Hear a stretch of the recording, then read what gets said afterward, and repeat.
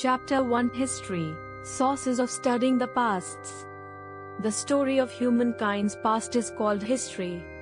History tells us about various developments which have taken place in the human society in different periods. To understand our present, it is very important to understand our past. The understanding of history depends on two things: careful and critical use of source material. Rational analysis of the past by the historians. Historical events have causes which should be carefully examined.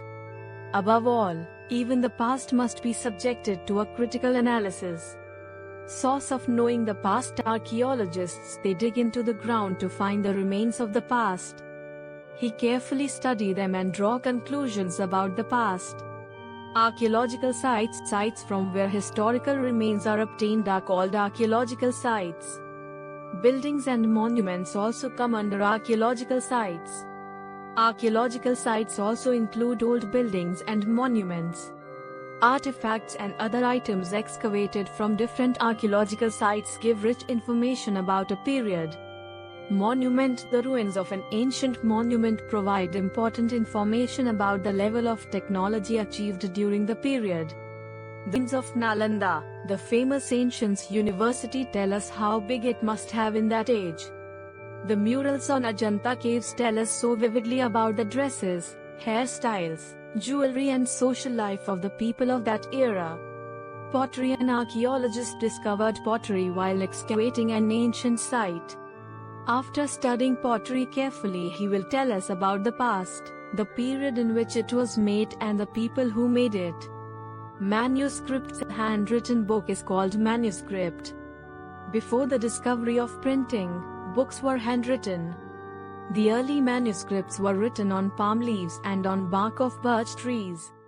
The ancient manuscript give a lot of information about religious beliefs and practices, life of kings, medicines, science, poems, plays, epics, etc. Coins: a coin gives information about the king of that period because coins usually contain the image of the king. Coins also tell us about the level of skill among artisans during that period. Coins were first developed in ancient Greece during 600 BC. Ornaments: it gives clues about the people who wore it. Men and women of all wore it in the past. It may be made of stone, clay, bones or metals. The common people use them. Ornaments are also made of precious metals such as gold or silver, which were used by the rich people. Cave paintings: cave painting are a great source of information about the cultural life of the people in the past. The Ajanta caves tell us so much about India as it was over 1000 years ago. Literary source: it may be written on palm leaves, the bark of a birch tree or on paper. It contains a lot of information. By reading it carefully, historians have been able to find many mysteries of the past. Inscriptions: the text written on stone slabs is called inscription. An inscription on stone could survive longer than a manuscript. Most of the inscriptions contain some order or announcement by a king. Such announcements were written in inscriptions so that a large number of people could read them. Some inscriptions contain good deeds by people, especially by kings and merchants. The inscriptions and manuscripts from ancient period were usually written in Sanskrit or Prakrit or Tamil. Limited evidence: various archaeological sources have provided us the clues which help to construct the history of our land and the rulers in the past periods. The sources of information which indicate whether anything is true or false are known as evidence. It is not possible. The evidence may include information about various groups of men like farmers and hunters. This is possible that these evidence may include the court life of beings and their queens but may not provide information of their privacy.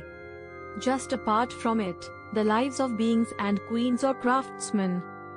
We see such evidences may not sign about the remote Andaman Islands or the lives of people who lived in cities.